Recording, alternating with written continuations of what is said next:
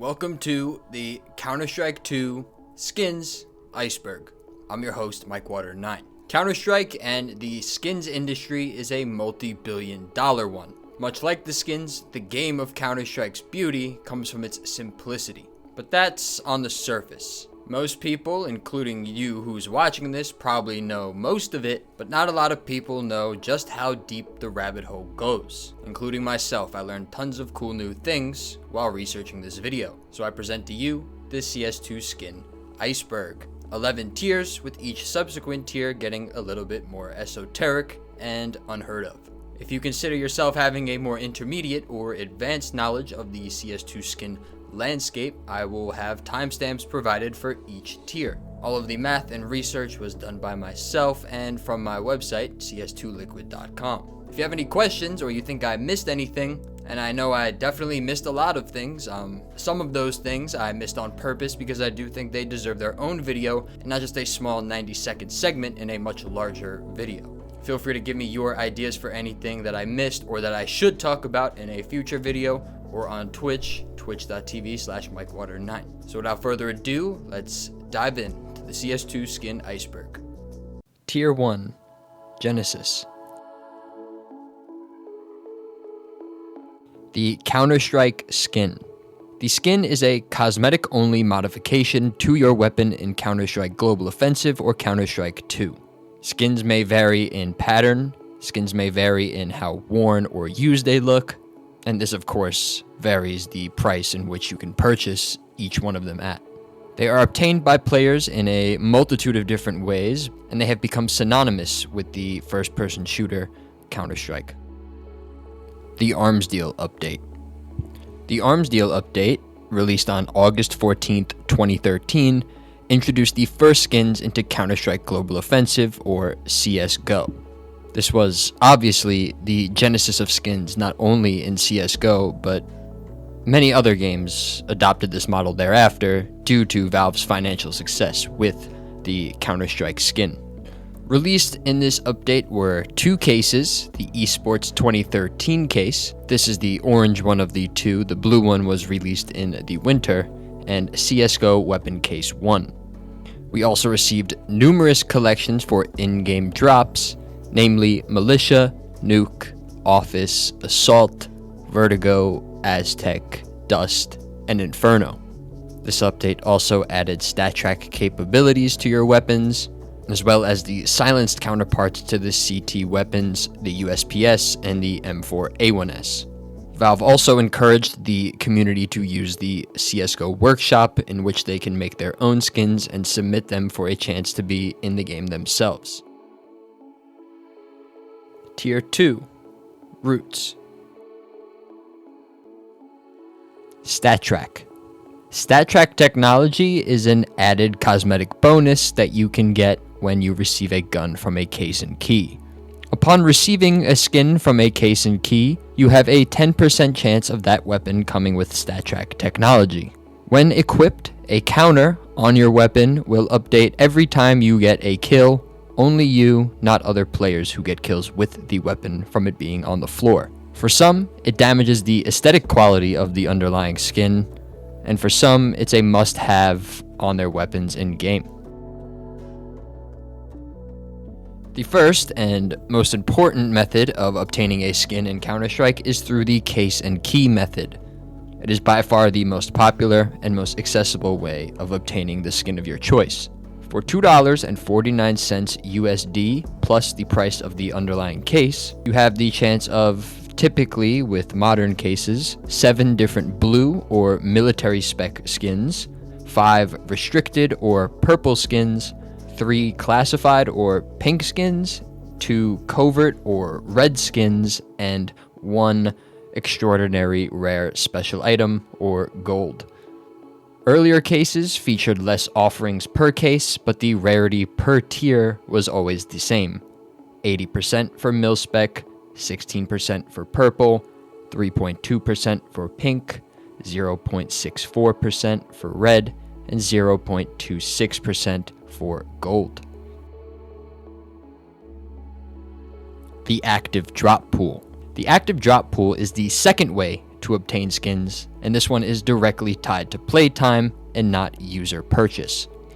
The details of earning a case have changed throughout the years, and so have the systems, but the end goal is the same: skins in your inventory for playing the game.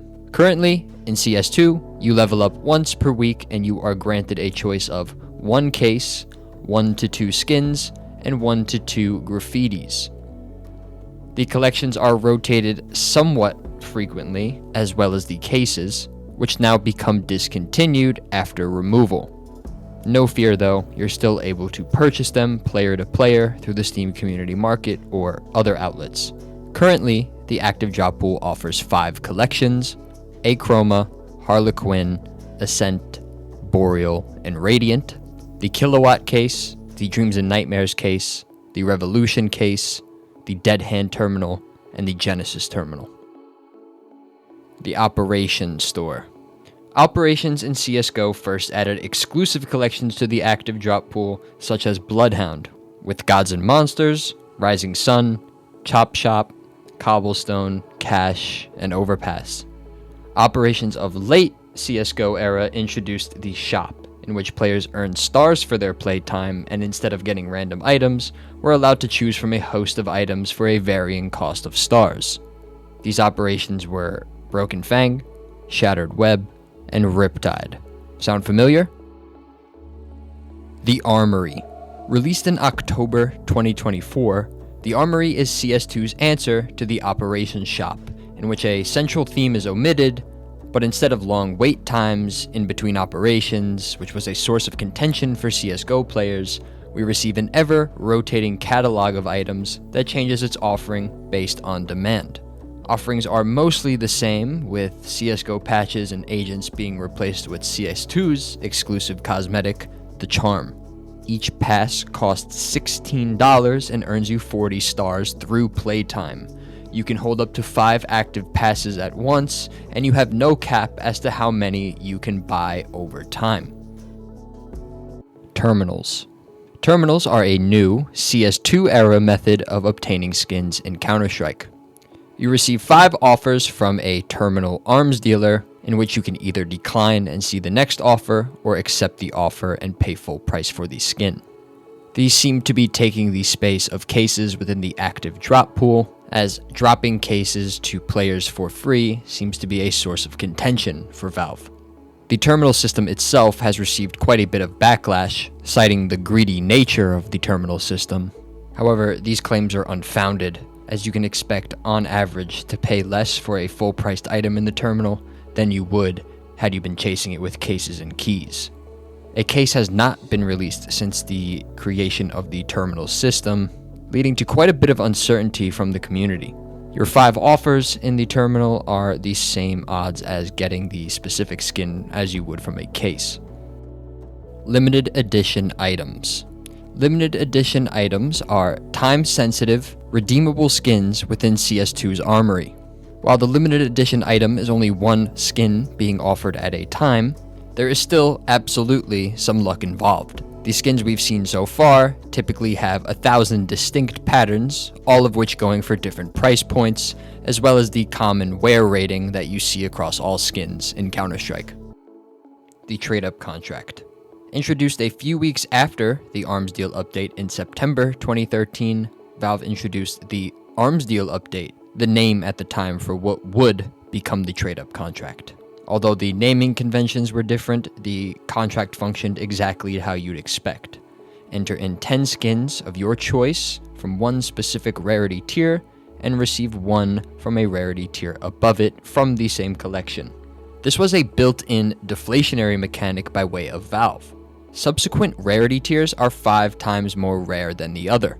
Thus, by using 10 to get 1 from the rarity tier above it, you effectively burn the supply, which keeps the demand for cases ever evolving. Trade-up contracts are a bit more personalized than that of a case and key. Here, you can craft the contract to your personal risk tolerance, and the chances of your rewards will directly reflect that. The Capsule. The capsule is essentially the sticker counterpart to the case and key. In the beginning, Capsules did, in fact, use keys to be opened, but that was later subbed out for a free-to-open but more expensive capsule. A sticker can then be applied to any gun of your choice. All CSGO majors use the capsule system, and up until 2026, all CS2 majors use this system until Cologne, in which the capsule system was swapped out for a demand-based store. Many were saddened by this, as people suspected chance-based items were going to be on their way out. Luckily, suspicions were cooled after the release of the Jackass sticker capsule in July 2026, after the Cologne 2026 major.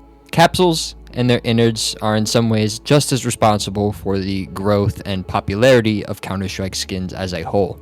Like skins, many other games have adopted the sticker system into their personal games as well. Float value / wear rating. Each skin in Counter-Strike, after it is obtained or dropped to you, is still not completely uniform. All skins carry a number or a floating value that determines how worn your gun looks essentially. Now this number can be anything from 0 to 1, but many guns do not utilize this entire range. The closer to 0, the better the gun looks. The closer to 1, the worse. Some guns wear differently to others, like paint scratching versus rust coating, but the direction is always the same. To help players understand float value more, Valve created a band system for 5 tiers that will tell you just how good or bad your skin looks in words. Factory New, or FN, ranges from 0.00 to 0.07. Minimal Wear, or MW, ranges from 0.07 to 0.15. Field Tested, or FT, ranges from 0.15 to 0.38. Well Worn, or WW, ranges from 0.38 to 0.45. Battle Scarred, or BS, ranges from 0.45 to 1. No skin can live outside this range. Catalog value. Catalog value sits right with the float information on your skin and essentially tells you how early or late that specific skin was released. The lower the value is here, the earlier the skin was released in Counter-Strike's lifespan. This also applies to stickers and is more prevalent in a way, as it can be seen when you use a sticker in the new Sticker Slab feature released in November 2025. The lowest catalog value skin in the game, as far as I'm aware, is the 5.7 Candy Apple, with catalog value 3. The lowest catalog value sticker is the DreamHack 2013 sticker, although these can never be applied to sticker slabs as they come pre-applied on the gun. Some stickers, like the Lucky 13 sticker, has catalog value 13, which made it rise in price subsequently when the sticker slabs were released. Knives / gloves. Knives and gloves, or the extraordinary rare special item that you can obtain with a 1 in 385 chance from a case, are definitely the most sought after skins in the game, not only due to their rarity, but their sometimes exorbitant price points. The original, non-default knives released in the game were the Karambit, the M9 Bayonet, the Classic Bayonet, the Gut Knife, and the Flip Knife. These, in their variety of finishes, were only available in the Esports 2013 and CSGO Weapon Case 1 upon the Arms Deal update. But, as time went on, they were featured in many other cases, every single case released until the Chroma case in January 2015. Gloves were released a few years after the fact. The first glove case, called the Glove Case, was released in 2016. This was the first time Valve had experimented by taking away knives entirely from the rare special item pool, replacing them with the first generation of gloves. This and the Operation Hydra case are the only 2 cases in the game that house the first generation. These gloves are very rare nowadays, with the cases themselves costing over $10 to $15 per instance. Anecdotally, gloves were met with somewhat poor reception, but have since become a key aspect of the CS2 loadout. Since the first generation, 3 more generations of gloves have been added. The second generation with the Clutch case, the third generation with Operation Broken Fang in 2020, and the most recent generation, a part of the Dead Hand collection, in March 2026. Tier 3. Initiation. Knife finishes timeline. The knife finish timeline is a little bit more convoluted than the one we just spoke about with gloves. After the first batch of knives and their respective finishes were released in the Arms Deal update, we didn't receive any new finishes, but we did receive 2 new knives in the meantime. Specifically, the Huntsman knife with the Huntsman case in May 2014, and the Butterfly knife with the Operation Breakout case in July 2014. Less than a year later, though, Valve did give us new finishes with the Chroma case released in January 2015. At the time, the most popular finishes were the Tiger Tooth, Doppler, and Marble Fade. Doppler still remains one of the most popular knife finishes in the game, due to the variety of phases you can receive on top of the already rare finish. There is a 1 out of 7 chance that your Doppler is a ruby, or your Doppler is a sapphire. And on top of that, there is a 1 in 21 chance you get the Black Pearl, the rarest knife finish in the game. These were only available on the original 5 knives though, despite newer ones being added to the game. Valve did add a few more knives in the meantime, the Shadow Daggers in September 2015, the Falchion knife in May 2015, and the Bowie knife with the Operation Wildfire case in February 2016. These knives, like the Huntsman and Butterfly, also received no new finishes. And instead of making a case with chroma finishes on these knives, they went ahead and created the Gamma case in 2016. The 2 most prominent finishes here were the Gamma Doppler and the Autotronic. The Gamma Doppler was essentially the green counterpart for the Doppler, and the Autotronic was a unique finish in that it was custom designed for each knife, with custom mesh cages on different parts of each knife. We didn't see these newer knives get their chroma finishes until the Spectrum case came out, and it took another 4 years for them to get their Gamma finishes in 2021 with Operation Riptide. With the Panorama UI update, we received 4 new knives at once. In the Horizon case, we received the Talon knife, the Stiletto knife, the Ursus knife, and the Navaja knife. These only came in their original finishes, but later received the chroma finishes in the Prisma case in 2019. Also in 2019, we received 4 more knives: the Skeleton knife, the Paracord knife, the Nomad knife, and the Survival knife. These ones didn't get their chroma finishes until 2025, with the most recent case, Fever. Both of these collections are still missing their Gamma case finishes, and 2 odd knives, the CS20 knife, the Classic knife, and the Kilowatt knife, CS2's only native knife, the Kukri, have still not received either of the chroma or Gamma finishes. As you could tell, the timeline here is very odd indeed. Who knows what Valve has in store for us next when it comes to the next generation or finishes of knives that we get in Counter-Strike. The M4A4 HAL. The HAL, one of CS's most iconic skins, but not for the right reasons. The HAL was a community workshop submission, and it was accepted and featured in the Huntsman case in May 2014. It lived peacefully in the game for just a little over a month, before a DMCA takedown was issued as the art had been stolen. Valve pulled the skin, redesigned it, and decided the unique one-of-one contraband rarity. Only 7,383 HALs exist in the world. And despite similar situations with other skins, as probably a preventative measure by way of Valve to not encourage the intentional stealing of copyrighted material, there has been no contraband items since. Today, the HAL ranges from 4 to 30,000 USD. The AWP Dragon Lore. The AWP Dragon Lore is widely considered by most players to be the most popular and iconic skins, the one that comes to your mind when you hear the word Counter-Strike skin. Released with the Breakout operation in 2014, the AWP Dragon Lore is the covert or top rarity from the Cobblestone collection. It's defined by the dragon, of course, in the center, breathing fire, surrounded by a golden and forest green colorway, surrounded by Celtic knotwork. Even in the early days of Counter-Strike, this ranged in the hundreds to thousands of dollars, and it now sits at a floor price of just above $6,000. The only way in-game to receive the AWP Dragonlore is to open it from a Cobblestone souvenir package, meaning that any base level AWP Dragonlore needs to be traded up. It cannot simply be opened anymore. Cobblestone has not been offered in the professional map pool for quite some time now, thus the amount of these Cobblestone souvenir packages are dwindling and gaining tons and tons of price. Opening just one of these Cobblestone packages will set you back at least $500 to $600. Not to mention the odds of receiving the Dragonlore from this case are roughly 1 in 3,500.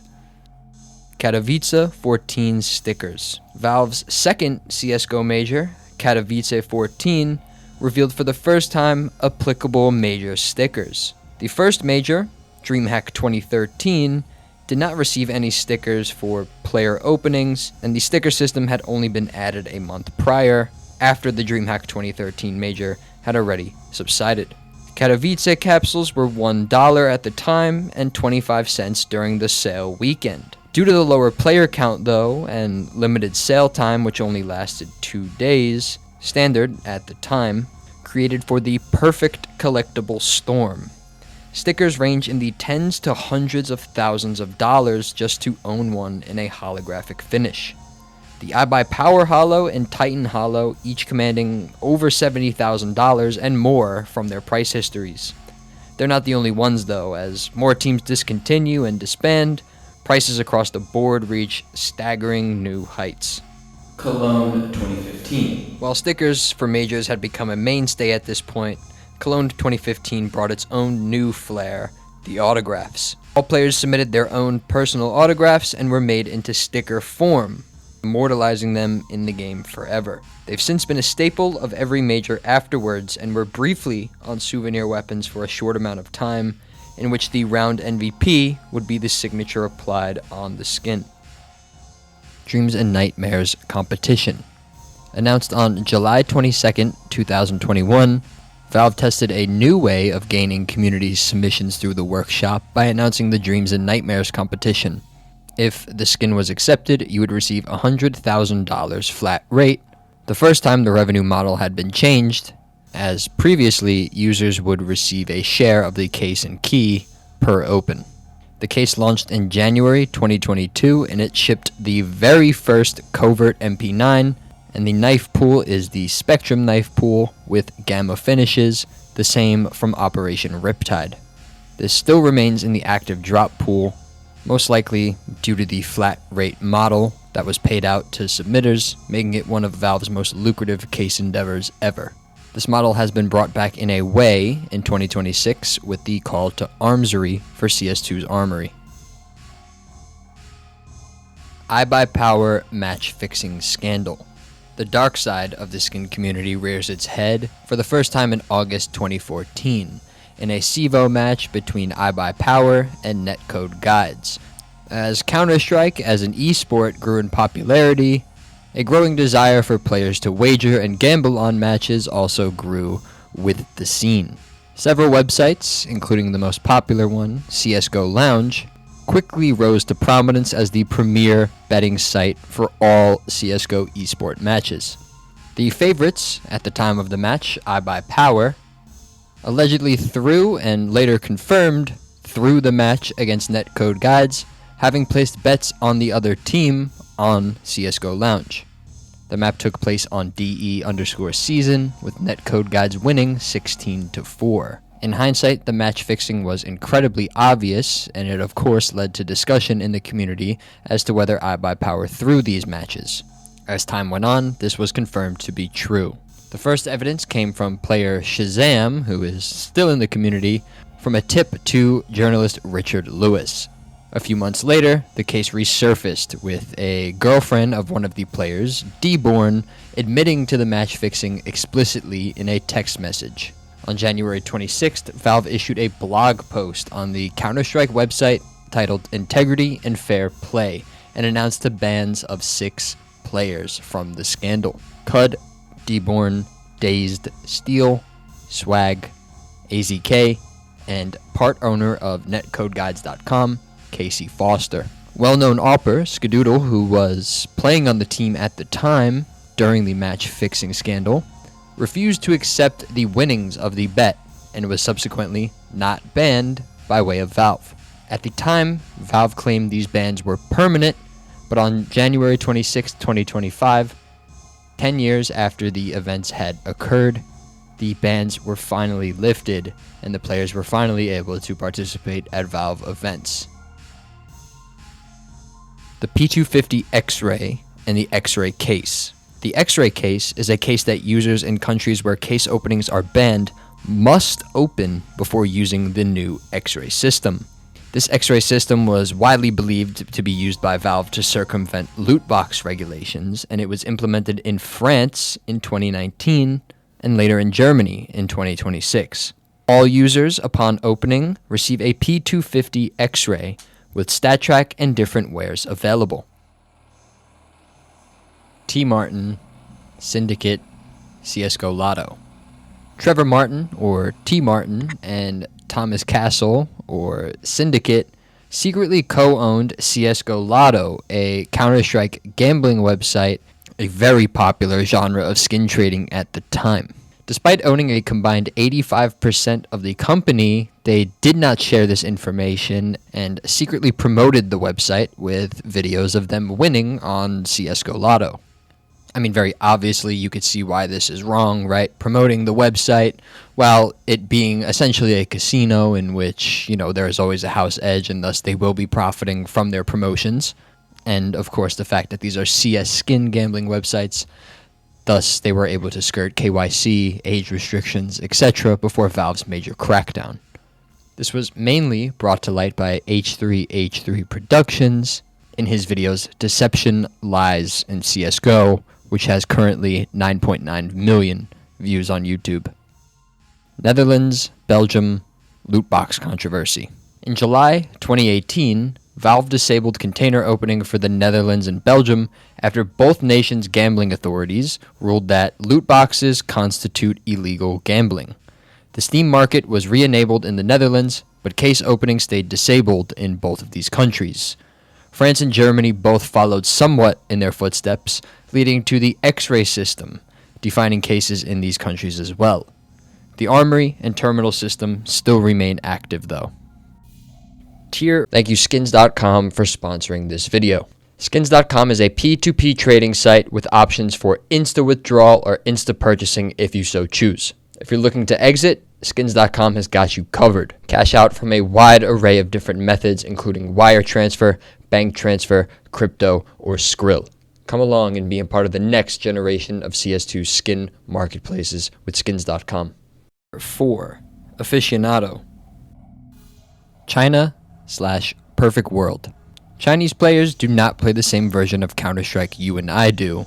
Instead, they were issued their own edition, the Perfect World Edition, a custom client made just for Chinese players on Windows. Some interesting things came to fruition because of this. China has undoubtedly played a massive part in the skin community and the growth and success of it, due to their unique culture surrounding digital assets and laws that protect them. Due to regulations, Valve was, for the first time ever, even though it had already been figured out essentially, were expected to release their official case odds to the world. Due to their unique culture though, some skins and stickers had to be changed. China does not like to depict skulls in their skins or art for some reason, so anywhere you see a skull on one of your skins in-game, it would not be there in the Chinese client version. A good example of this is the M4 Desolate Space, the USP Cortex, and the USP Kill Confirmed. Some of them replaced these skulls with gas masks like the Glock 18 Nuclear Garden. Stickers were changed from skulls to gas masks anywhere they were seen, and they even went as far as to change how the stickers scrape if they scraped into something that resembled a skull. The Bloodhound gloves, which show a Bloodhound skull, were changed to just a dog paw instead of the skull. And lastly, the Dust 2 collection logo, which featured a skull in a circle, was replaced by 2 knives. The funniest one, though, and most ironic, is the changing of the MAC-10 propaganda to remove the word propaganda from the gun.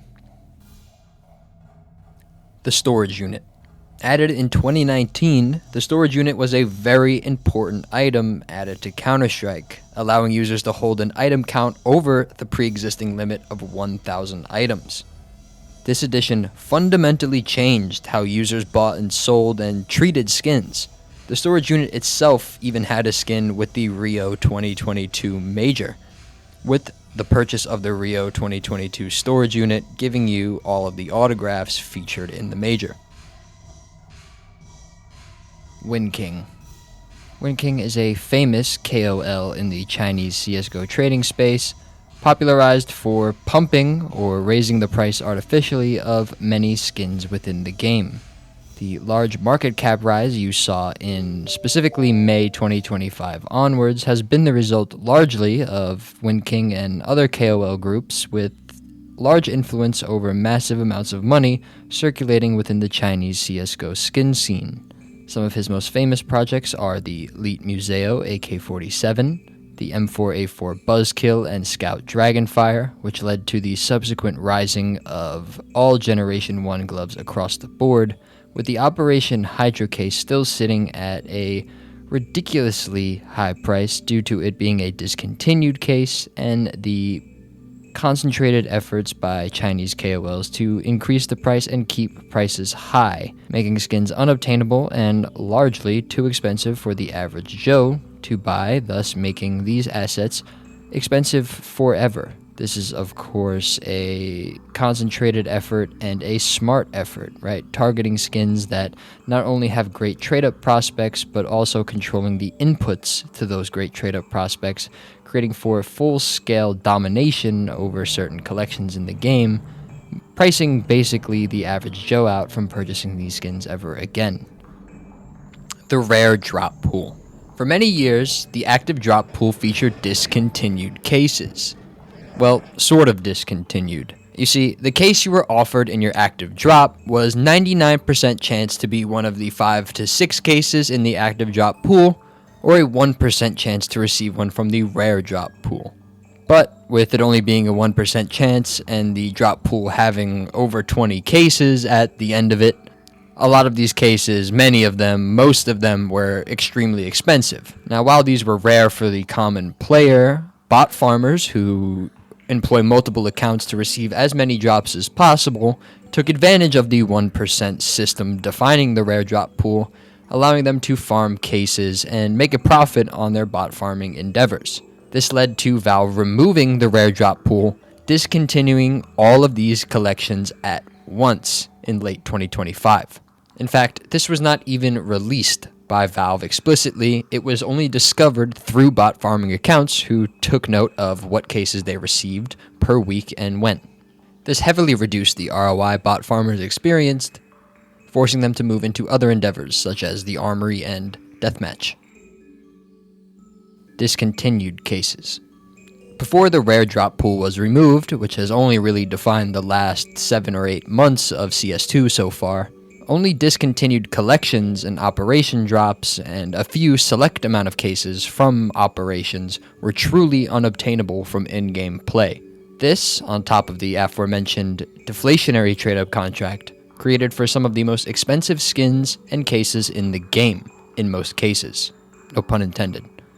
Collections often fare better than cases, as collections provide no avenues to obtain the item any further beyond the trade-up contract, whereas a discontinued case can have millions of cases in supply, and thus millions of skins in supply once they are opened. This, combined with the lower player count, which defined the price increases of stickers like Katowice 14, led to a lot of these older collections being extremely expensive, as the supply simply is not enough to go around with the current player counts that define CS2. The Anubis package. The Anubis package, to this day, is still probably the oddest form of obtaining a skin in the game, as the cases themselves were introduced and sold through the in-game store. It was the first and only one of its kind. And because of its unique situation in the in-game store, it did not require a key to open. After the hype died down, this case proved to be not very worth it in the long run, as its odds mimicked more of a souvenir package than it did a traditional case. Because each subsequent rarity tier is 5 times more rare than the last, the covert M4 Eye of Horus had a 1 in 3,500 chance of dropping, the same as obtaining an souvenir AWP Dragon Lore from a cobblestone package, and not to mention almost 10 times as rare as receiving a knife. Thus, not a lot of Anubis cases were opened. Genuine quality. Genuine quality tags were given to items that could be tied to real-world things, such as attending majors. There, you can open pin packs similar to the ones in-game that, when opened, also have a code that could be used to put your real-world item into the game forever. There are 33 pins total, and these pins have gotten increasingly more rare as time has gone on, as these have not been offered in quite some time. Dependent on the rarity of the pin, which mimics probably the rarity of in-game case items, prices can range from the hundreds to thousands of dollars for one singular pin. Unopened packages, of course, go for quite a pretty penny as well. If you weren't lucky or weren't a fan back in the day, don't worry, you can still purchase these pins from the in-game shop, although they will not be given the genuine quality associated with the real-world counterparts. The Knife Trade-Up Update. Labeled Retakes by Valve, or as I like to call it, the Great Depression, on October 23rd, 2025, along with the exciting addition of the Retakes game mode, introduced a fundamental change into the CS2 skin economy, allowing you to trade up for the first time ever 5 coverts for 1 glove or knife. Now, as I said before, the deflationary aspect is still present here because knives are only 2.5 times more rare than coverts, whereas the other rarity tiers are 5 times apart. So by trading up 5 coverts for 1 knife, you are technically getting rid of 2.5 reds every single trade up. Despite this being a good thing for the long-term prospect of skins and the skin market, this update did not fly with the community. The market lost billions of dollars purportedly in market cap in just one night, an unprecedented move down. Lots of money was held in knives, and a lot of people lost their asses here. Knives fell in price, of course, while the coverts that traded up to them, specifically the ones that were unpopular and thus commanded no price in the first place, like the AUG Chameleon or the P250 See You Later, rose by thousands of percentage points in just a few hours. This still remains a controversial update, and for very good reason. There are good arguments in both ways. It definitely did lose trust by way of the community because they don't know what change Valve is going to make next, or who, if they do something else to the market, as we'll see, they will. But in a lot of ways, it made items cheaper, more affordable, and thus more liquid, more justifiable for someone to enter the market in the first place, more friendly to people who don't want to spend thousands of dollars on a video game item. I do think it's a good thing in the long run, right? A lot of that market cap we had before was predicated on a bunch of people, whales, buying and selling back and forth to each other. You know, it was like the dead internet theory of a market, right? No one was actually buying and selling these things. People were just moving it back and forth between each other, stroking themselves off with, you know, the actual unrealized value of their knives. So by doing this, knives became more affordable, and there's actual people circulating and participating in the economy more so than we had before. I mean, even Robinhood turned off their app when their money was in trouble, right? So you can't really trust any market you put your money into. You kind of just have to have some conviction. Trade-up formula and the change. The math that defined the trade-up contract was silently updated, and it shipped with the knife trade-up update. Obviously, due to the controversy surrounding the knife trade-up update and the niche nature of the trade-up update itself, it wasn't really known about for a couple of days. Previously, for trade-up contracts, only a few select amount of skins were actually viable if you wanted a preferable outcome in a trade-up contract. Right, if you were trading up purples into a pink, you used the Emerald Pinstripe AK. If you were trading up blues into a purple, you used the SSG Acid Fade. This was, of course, because the AK Pinstripe only had one outcome, and the SSG Acid Fade had a float range of 0 to 0.03. And since your output skin is an average of your 10 inputs, well, every SSG Acid Fade is going to be very, very good float. What the trade-up update did was make every skin equal in the eyes of a trade-up. It didn't matter how many outputs your input skins had, you just had a 10% chance from each weapon of getting the weapon from that collection. As for float ranges, all skins are created equal. For the SSG Acid Fade, instead of you having a 0 to 0.03 float ranged skin, if you had a 0.02 float acid fade, it would be counted as a 0.67 float, right? It just normalizes it to a 0 to 1 full float capped skin. Now, of course, due to the niche nature of this change, it wasn't met with too much backlash. It probably should have just been the system that defined the trade-up contract to begin with. Without this change and the knife trade-up update, there would have been essentially an infinite amount of number 1 knives, number 1 float, super low float knives, and it just would have flooded the market with factory new skins. The math changing definitely had to do with this update, but it had downstream effects everywhere. My very first video on this channel explains the trade-up math more in depth. It's the video that got me started on YouTube, so feel free to watch that one. It's not great in terms of audio quality, but the math is correct there if you want to learn more about that if you haven't already heard of it, although I'm sure you have. Tier 5, Connoisseur. Pattern Index / Paint Seed. Every weapon that you receive in Counter-Strike has a number tied to it, randomly generated from 1 to 1,000. This is called the Pattern Index or Paint Seed. Dependent on the number in which you receive, will vary the look of the gun if it is a skin that uses the feature. Guns that don't change from paint seed to paint seed still carry one of these numbers, though the aesthetics of the gun do not change. In some cases, like specific knives and gloves, instead of the paint actually changing or the pattern, the way in which it scrapes and bruises with higher float values changes. If the skin does use a pattern-based system to define how it looks, each pattern will give a unique look to the skin completely. For high-tier pattern-based items, different patterns or the most sought-after patterns will have and command totally different price points from the normal base skin. The most famous examples of this are, of course, the Blue Gem Case Hardens, as well as the Fade knives and skins, which, dependent on the pattern index, give you a different fade percentage or how much of the rainbow on the fade is actually seen on the skin. The next few segments will be purely dedicated to some of the most interesting and most expensive pattern indexes on specific skins in Counter-Strike. 661. Pattern Index 661 most commonly refers to the Pattern 661 or Scar Pattern AK-47 Case Hardened. This is the most sought-after pattern of the Case Hardened, with only 149 of these existing. The StatTrak Factory New version, in which only one is known to have existed, sold for $1 million in 2024. Fun fact, Anomaly, the YouTuber, also received one in a trade-up contract in a now famous video.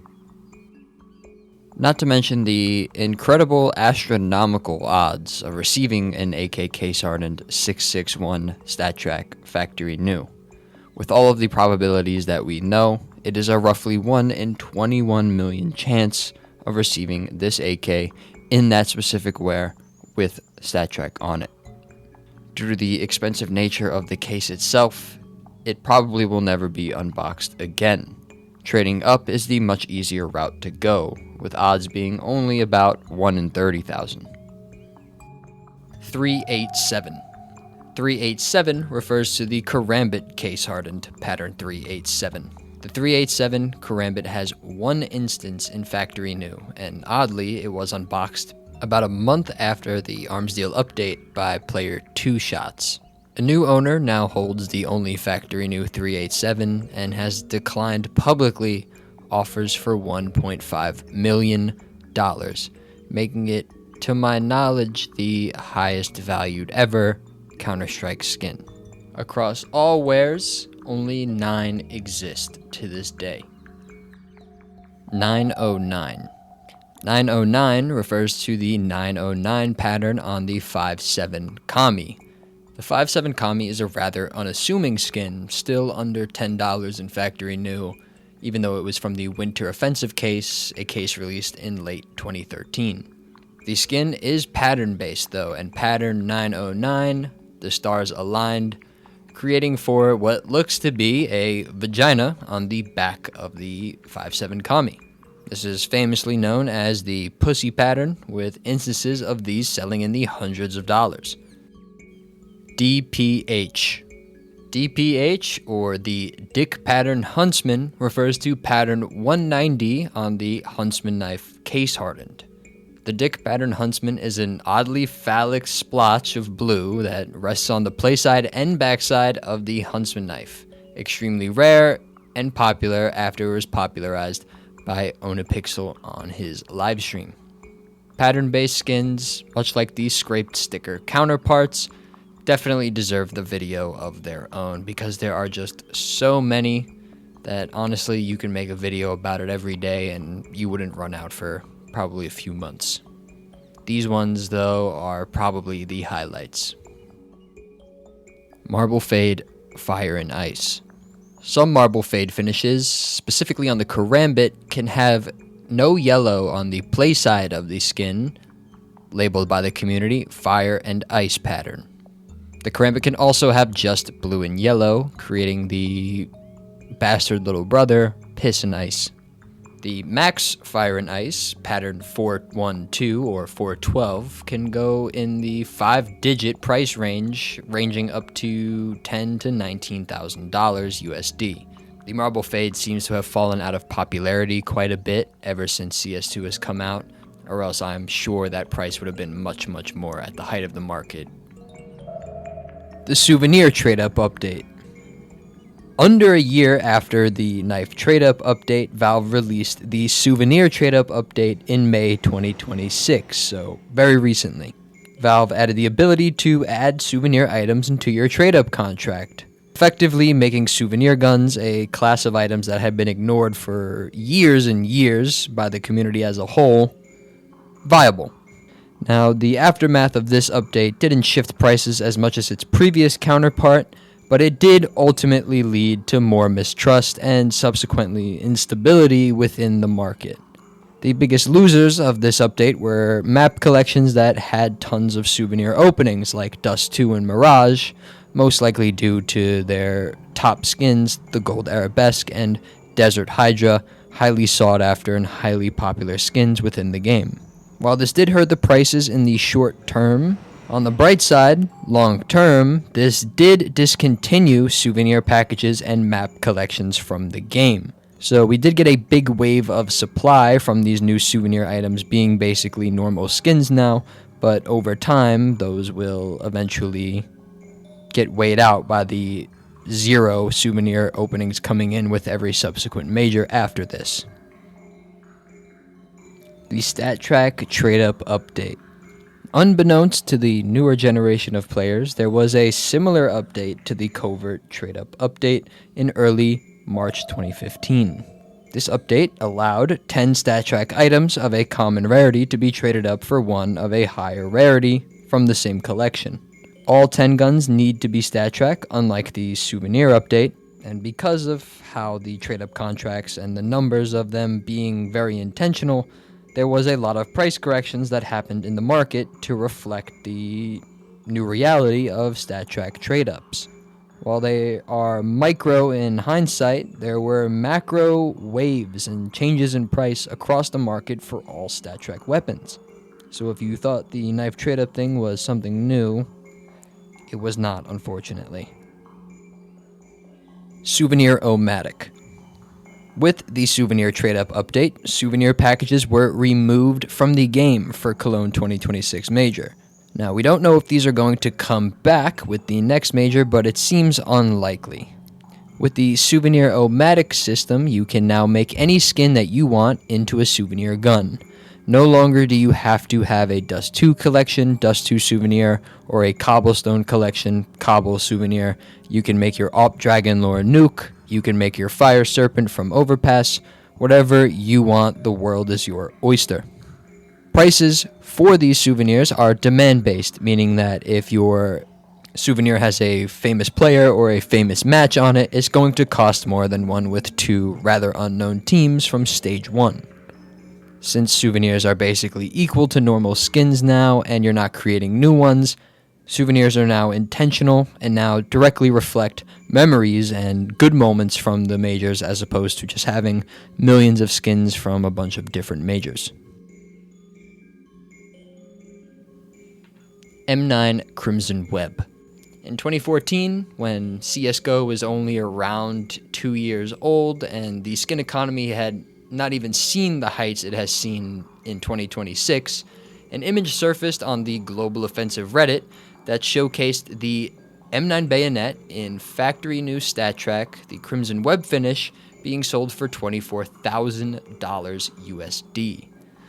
While the image was later debunked and regarded as a fake transaction to bolster demand for the user's weapon, it was indeed indicative of the future of these knives, as sales did get rather close to that point, with one of them actually going over, the number 1 M9 Crimson Web, StatTrack Factory New, selling for $35,000 on CS Float. Life truly imitates art. Just to understand how rare this M9 bayonet actually is, the 661 case hardened StatTrack Factory New is around a 1 in 21 million chance. This knife sits at around 1 in 60 million, nearly 3 times as rare. This is because the M9 bayonet in Crimson Web has a very specific float range of 0.06 to 0.8, making it roughly a 0.5% chance of Factory New, as opposed to the 3% chance that defines the case hardened finish. 0.06 to 1. While the M9 Crimson Web in its 0.06 to 0.8 float range only boaster around a 0.5% chance of getting a Factory New skin, the rarest skin to be dropped in Factory New condition, of course barring the lines of skins that actually don't come in Factory New like the Op Asimov or the Ump Grand Prix, is the Tech 9 Whiteout and Desert Eagle Directive, which carry a 0.06 to 1 float range. That extra 0.2 on the end makes the chance of getting a Factory New skin from a drop precisely 0.48%. Unless Valve does something like 0.065 to 1 or 0.069 to 1 or somehow extends the float range past 1, this is the rarest possible way in which to make a skin Factory New. Tier 6, Specialist. The Sticker Placement Update. This was certainly one of Valve's most exciting cosmetic updates and updates in general in CS2, and this was with the Sticker Placement Update.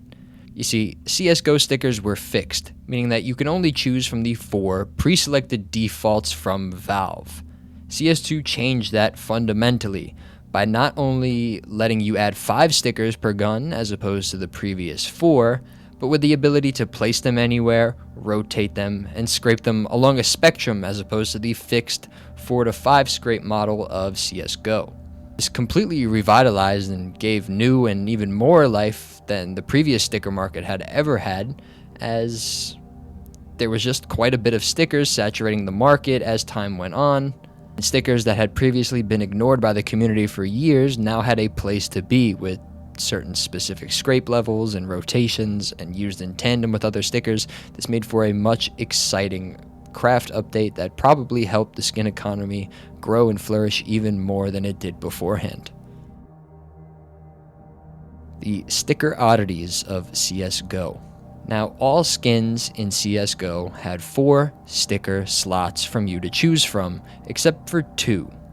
The G3S G1, or the T-Side Auto Sniper, allowed for you to put 5 of one sticker on one gun, of course due to it having 5 sticker slots predetermined.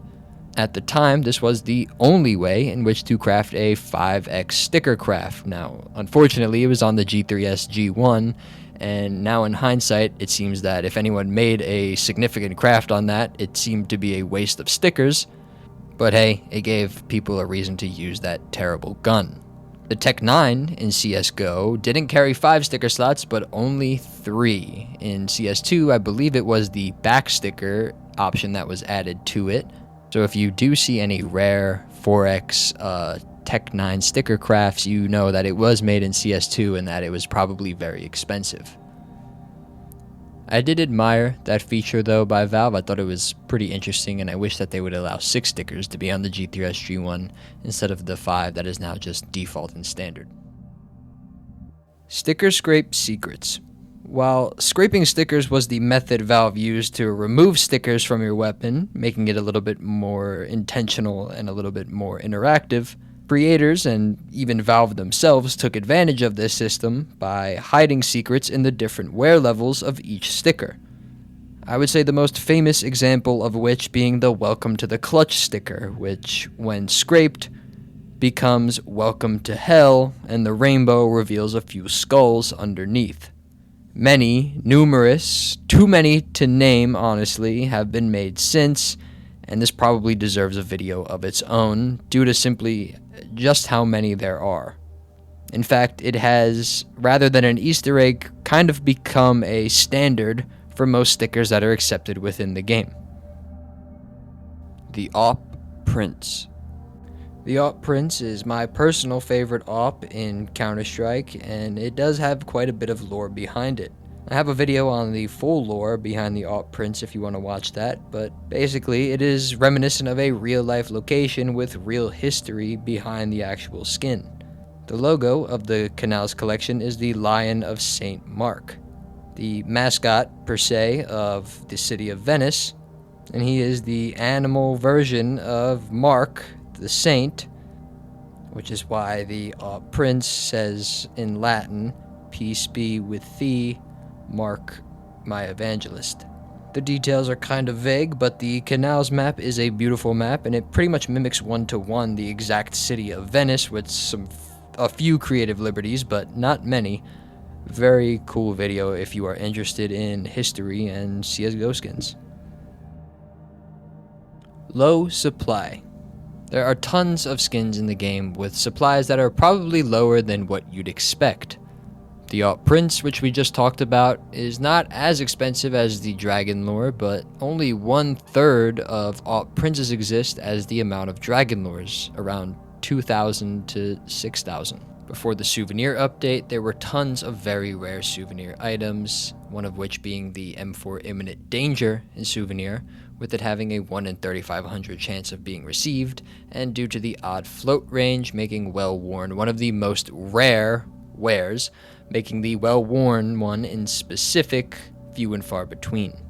The rarest collection as a whole is probably the Militia Collection, and not all of the Militia Collection skins, but most of them carry a 0.06 to 0.8 float range, which we've spoken about before.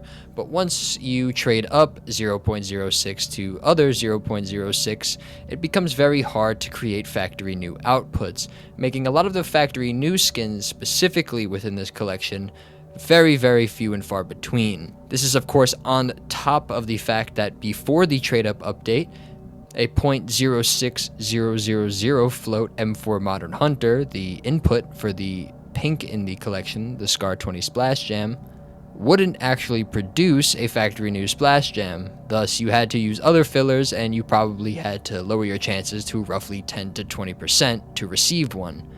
Now, it would be easy to trade up to one nowadays, but the price is way too high and that's already too far gone, making the Scar 20 Splash Jam in Factory New probably the rarest skin instance in a specific wear that we have in the entire game, if I'm not mistaken, obviously excluding souvenir or one-of-one patterns or one-of-one etcs. Tier 7, Recondite. Copyright issues. The M4 HAL was not the only instance of copyright infringement, or at least attention being brought to it because of alleged copyright infringement. The M4 Howl was not the only skin removed from the Huntsman collection. Other skins were removed too, specifically by creators that had anything to do with the creator of the M4 Howl, even if he wasn't involved in the art making process, if he was involved in the revenue sharing model, whatever it may be. The P90 Desert Warfare, the USPS Orion, the MAC-10 Curse, the CZ Poison Dart, and the Dual Beretta's Retribution. These skins, however, were not made contraband, thus you were able to still obtain them via trade-up contract with items in the Huntsman collection. The M4 Howl cannot be obtained via trade-up. This is, of course, why, on top of the aesthetic reasons, why they don't command the same price as the M4 Howl. There was a similar shakeup in the M4A4 Griffin, but the owner of the artwork was unable to foresee the end of the lawsuit, thus the M4 Griffin was able to stay in the game. For a short minute though, the price of the Griffin did fly to close to what the M4 Howl was going for, but at the time that wasn't much. Two newer skins at the time, the Chantico's Fire from the Chroma 3 case and the AK Frontside Misty from the Shadow case, were also the center of copyright attention. Valve completely had to change the design of both of these skins and replace the current ones that were stolen. The AK and M4 also aren't seen as accepted on the community workshop, meaning that the person who created the skins probably won't see any revenue and is probably banned from creating any future skins within the game. Some other skins were made to be more bright, a different color, but these were more general changes and not having anything to do with copyright infringement. The last, most notable change was the Op Doodle lore from the Revolution collection.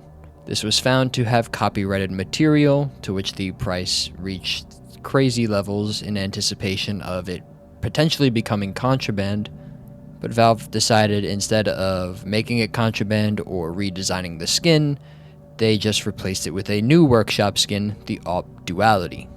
Part of me wishes they did change the Doodle lore. I loved that skin. I had one, and it got replaced by a Duality, unfortunately.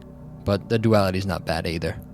The last copyright infringement scandal was a fake one. Posted on Reddit, the user suggested that the P250 Mendy from the Winter Offensive case was using copyrighted material and to buy as much of them up as one could. This was debunked as the Mendy pattern is basically like one of the oldest patterns known to mankind. It wasn't copyrighted by anyone, it was just a common pattern seen in the world.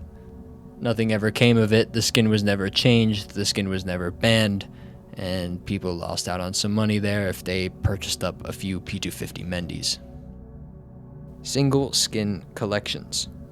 Oddly, there are two collections in the game that only feature one skin within them, the X-Ray collection and the Black Site collection. The X-Ray collection we've already spoken about before with the X-Ray case, in which you are basically forced to redeem one if you are in any of the countries that have loot box regulations, and you receive the P250 X-Ray in StatTrack or not, and in a variety of different wares, I believe from factory new to field tested. The X-Ray P250 is not the only X-Ray skin, but the other ones that exist in the game belong to specific collections. The AK X-Ray belongs to the Havoc collection, the M4 X-Ray belongs to the Esports 2013 collection, and so on. The Black Site collection was released with the implementation of Danger Zone into Counter-Strike Global Offensive in 2018. For a limited time after the release of Danger Zone, if you played the Danger Zone game mode, you would receive a souvenir MP5 Lab Rats. I believe this is when the MP5 was added, so it was just a way to implement a cool new skin for people that were there for a release day.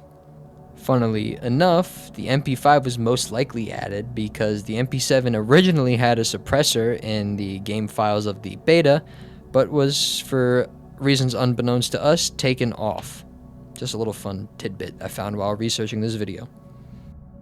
Cato Killers. The Cato Killers are a infamous Steam group known for taking any Katowice 14 sticker crafted skin and scraping these stickers off.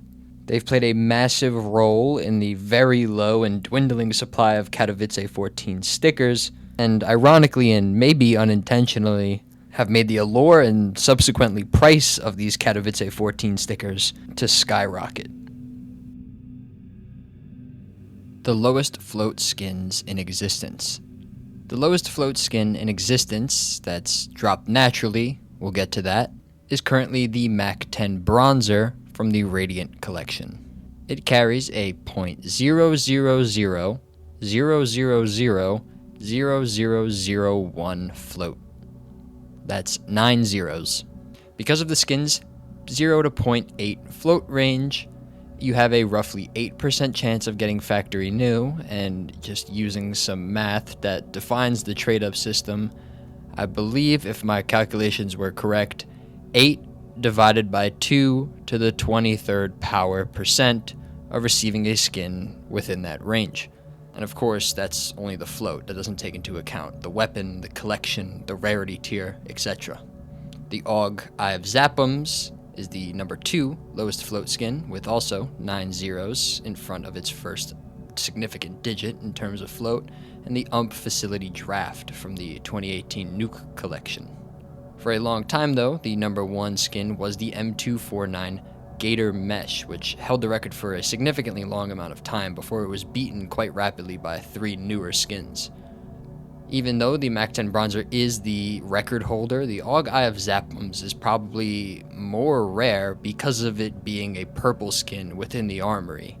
Because it is a purple within the armory, it carries a 1 in 33 chance of receiving that weapon specifically, on top of it being factory new, on top of it being such a low float. So that one probably is the actual most rare low float skin that exists. It is by far the biggest anomaly out of all of those skins. Oddly enough, all of these skins carry a larger float range, right? Due to how floats work within Counter-Strike, one would expect skins with a lower float range, right? The M4 Fade, 0 to 0.08, the Acid Fade, 0 to 0.03, to hold these records, just because of how small the range is, and thus how much easier it would be, in theory, to receive such a low float. The lowest float knife on the list is number 74 out of all skins in the Counter-Strike database. It is a classic knife Fade. Even though the knife is 2.5 times rarer, and thus coverts have a 2.5 times more chance of being higher on that list, there isn't one that beats the classic knife Fade. The lowest float covert is an AUG Chameleon, 99th on the database. And while there is such a constant battle for number 1 lowest float, the race for the highest float is a little bit different. The highest float, due to how the numbers work within the game, is a tie amongst most of the skins in that number 1 spot. The rarest one, though, is of course the AK Headshot, which received the highest float tied in the game, but because of it being a covert, and thus, of course, carrying a 0.64% chance of being dropped, is by far the rarest highest float skin within the game. CSGO Lounge.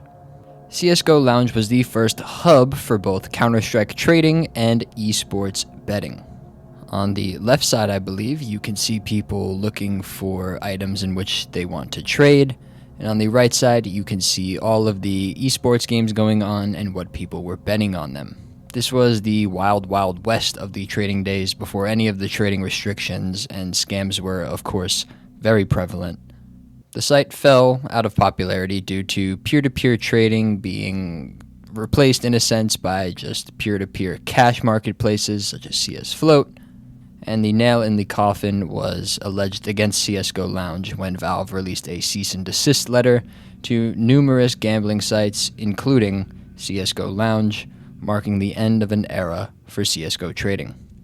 It does still remain in the hearts of most players as one of the most beloved skin sites of all time.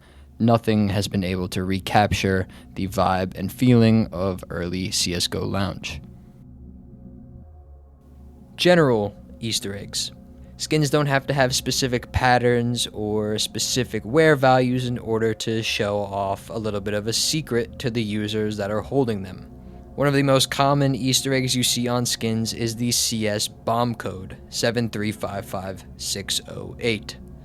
I'm sure there's more, but I'll just show you two here. The AK Wasteland Rebel, which has it right on the back of the gun right before you hit that backstock.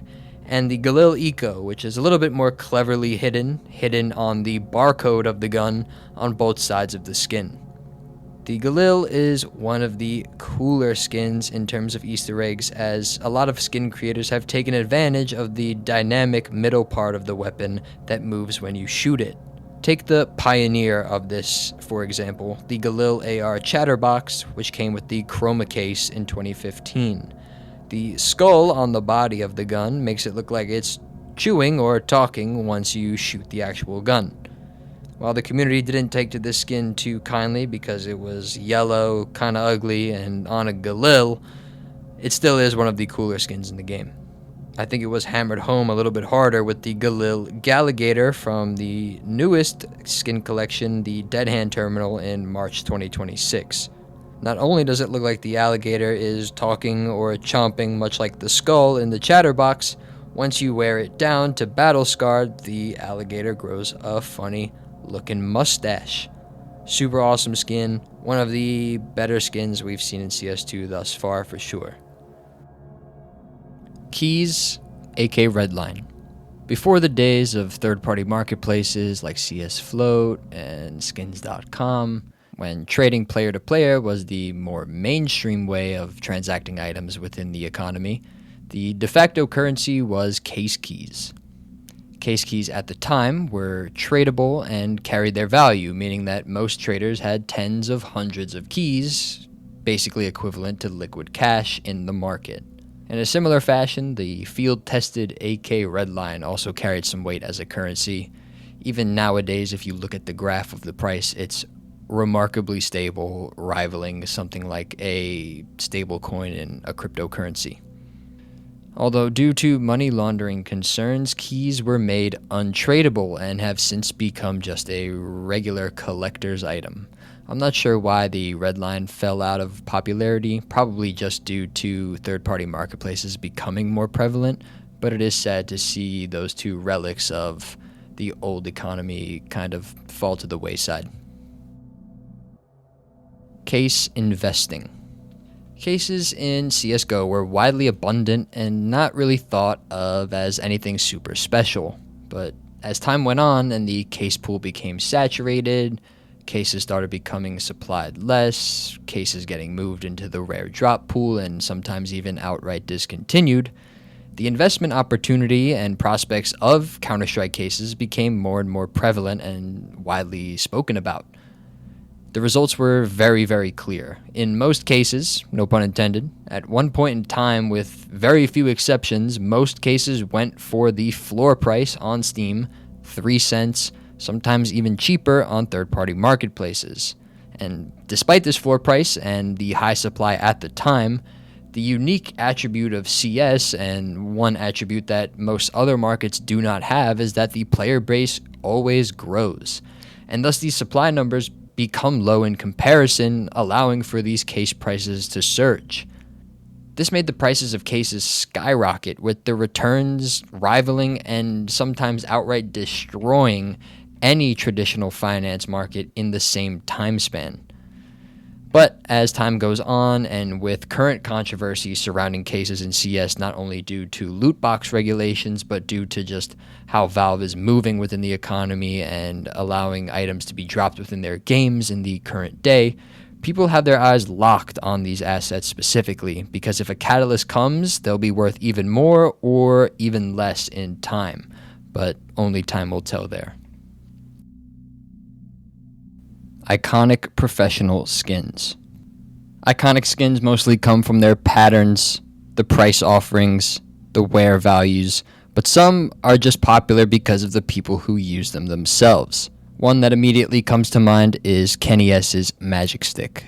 This was a regular Op Asimov fashioned with a few Titan stickers, making it one of the most popular ops at the time and still to this day.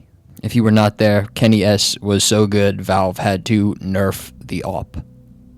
And since he used the same op skin every time, well, that one became very popular as a result. On the rifler side of the professional scene, the most popular one in my mind is Shroud's Sprayquaza, a StatTrak AK Fire Serpent with, at the time, common Cloud9 stickers, such as his autograph, Cloud9 Katowice 15, and it had a whole lot of kills on it, very notably.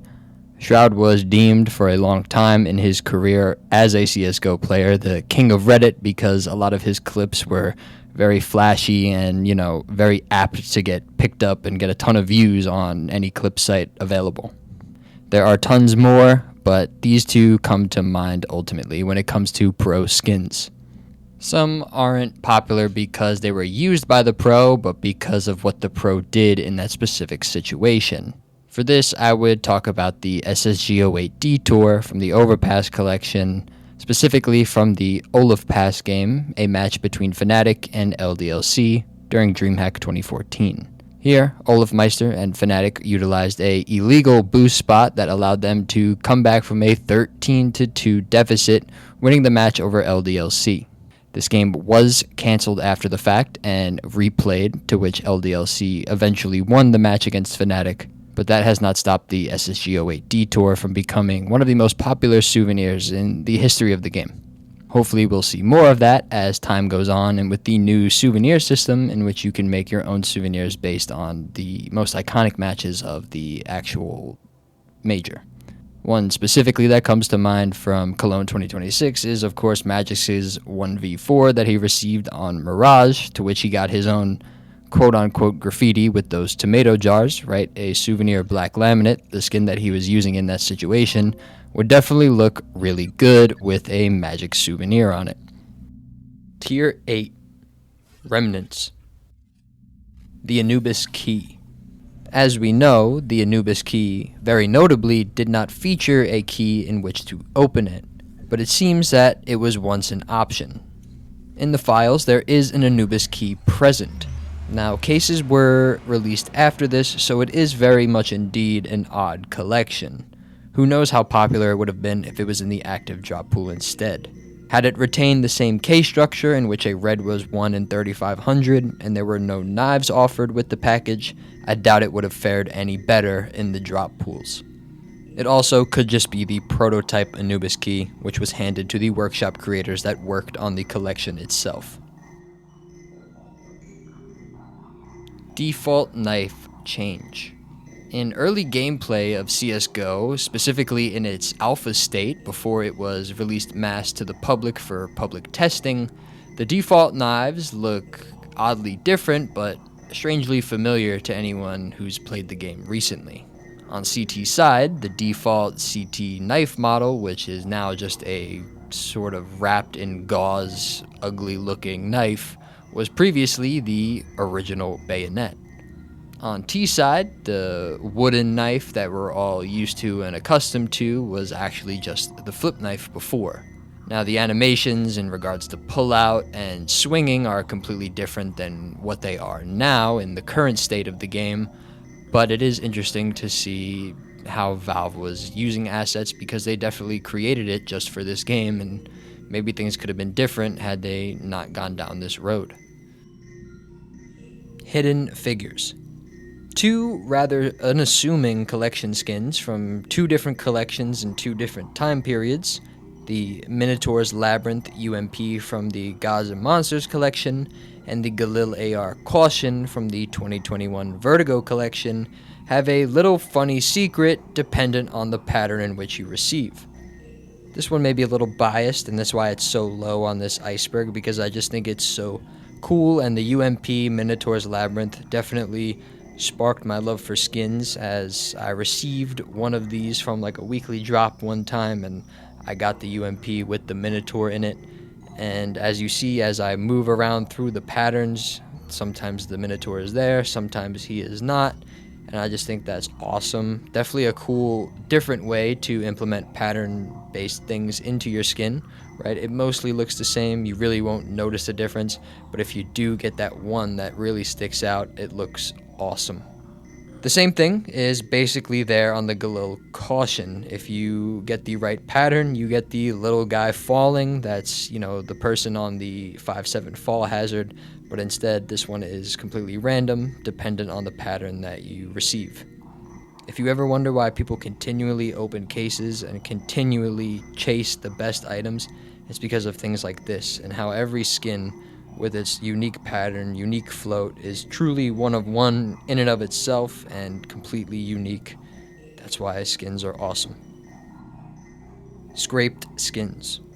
Much like stickers, skins don't have to be pattern-based for them to vary in how they look aesthetically.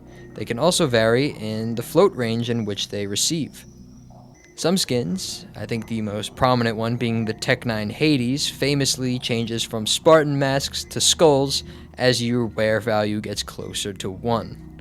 Now, I believe that was the first one, but it is certainly not the only one, and it was probably topped with the Anubis collection released in 2023, 8 years later. A lot of the skins, including the Glock and the P90 once scraped, reveal a bunch of hidden hieroglyphs or secrets, just something really cool, and I think that once you scrape it down and reveal those things, sort of fit the vibe of Anubis and Egypt, what you think about Egypt, like aesthetically and canonically.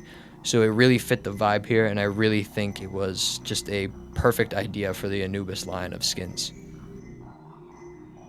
April Fool's updates. Much like every other corner of the globe, CSGO YouTubers and influencers take part in their fair share of April Fool's updates, but the interesting thing about the CSGO April Fool's jokes is that sometimes they have big implications on the skin scene and market. McSkillet, the late YouTuber, shook up the market quite a bit on April 1st, 2016, when he announced, or as we know now, predicted really, the knife trade-up update. In a well-edited video, he showed himself trading up 10 coverts for one factory new Karambit Sapphire. This video made the cheapest covert at the time, the AUG Chameleon, surge in price, though not to the level it actually did when the update came out in 2025. He released an equally popular video in 2017 with the M4A1S Golden something, I forgot the name, but he goes on Inferno, does a weird Easter egg where he shoots a bunch of baskets and gets a golden M4. He was using an M4A1S Vera camo in the video, which caused the price to surge, not to the level of the AUG Chameleon, but to like $2, which was pretty expensive at the time for a skin that was being actively dropped.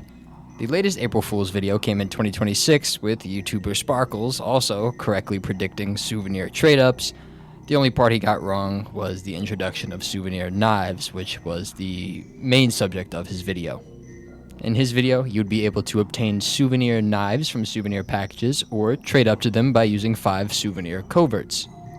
This is one of the best edited videos I've seen in the space, just due to the amount of work that went into not only the animations in-game, but just creating the weapons, right? He created an occult knife, a whiteout knife. I guess that one's easy, but you get my point. He even went as far as to create, like, smaller updates inside of the patch notes that talked about, like, a Dust 2 at night. Just like a fucking super well-crafted video. Premier Ranks Rarity Tier. CS2 introduced a new competitive game mode to replace the original matchmaking game mode, which had its, assortment of problems itself. Instead of ranks like Gold Nova, Master Guardian, Legendary Eagle, you are instead awarded a number from 1 to roughly 30k, but it does go above that number. But if you pay closer attention to the colors of the ranks themselves, and the colors of the pins you get once the season has concluded, you will see that there is a very similar pattern that you should recognize. 0 to 5k, gray. 5k to 10k, light blue. 10 to 15k, blue. 15 to 20k, purple. 20 to 25k, pink. 25 to 30k, red. 30k plus, gold. Does that ring a bell? Tier 9, Vestige. Train 2025, Overpass 2024. Train 2025 and Overpass 2024 were 2 skin collections added to the Armory in CS2 Train in March 2025, Overpass with the release in October 2024. These Armory collections were created by Valve and thus take a lot of influence from the maps they also created in-house, Train and Overpass. A lot of the graffiti you see throughout both maps is prevalent on the map collection skins themselves. In T-Spawn on Train, if you look to your left, you'll see the Green Line train stopping at your stop, which is of course the Glock 18 Green Line. Turn over to your right and you'll see a little bit of a map which shows the train map for the Green Line, and that could be seen on the UMP Late Night Transit, which players also suspect is telling us about the future maps and content coming to the game. So I guess we'll just have to wait and see there. That probably could have been its own little tiny topic in the iceberg, but whatever. Go to B site and you'll see the MP9 Latte Rush. If you want to go over to A site, go through Pop Dog, or now Long Dog in the new version of Train, and you'll see the AWP Long Dog. Go out to A site, go over to Hell, and you'll see the M4A4 Hellish. The AWP Krakow from the Overpass collection, as well as the Zeus Dragon Snore, both pinks from the collection, can be seen in the playground area by Fountain on A side. If you go towards the B side, though, you can see the Be the Monster guarding the monster area on B site. And even with these souvenir changes, I am kind of disappointed Valve isn't going to be making a lot of skins anymore due to them having community participation in the Armory. I just think that Valve makes some of the cooler skins in the game. Oh well. Counter-Strike's skin heists. Scams, before the security measures Valve took in their most recent updates in 2025, were very much prevalent and very much something you had to look out for if you were constantly moving around skins within the community. The first of which we will go over very briefly, is the HFB heist. I only say briefly because there are a ton of great videos that talk about this specific heist in depth, so I will give you a very quick briefing, and I will leave the links to the other videos in the description or just show them on screen. HFB was famously one of CSGO's biggest collectors, having an over $2 million inventory valuation at the time. Valve, also at the time, used outsourced employees for their Steam support, meaning that they didn't know really just the scale and stakes involved with a multi-billion-dollar economy that defined Counter-Strike skins. Definitely a poor idea in hindsight, but due to knowledge of this third-party employee situation with Steam support, scammers were able to social engineer their way onto HFB's Steam account, which was left dormant at the time. I believe they got away with some skins due to placing them into storage units, but obviously not all of it, and most of these skins were given right back to HFB, and his inventory was thankfully restored. Which is good to know, at least if something gets serious enough, Valve will step in and make things right if it was their negligence that caused it in the first place.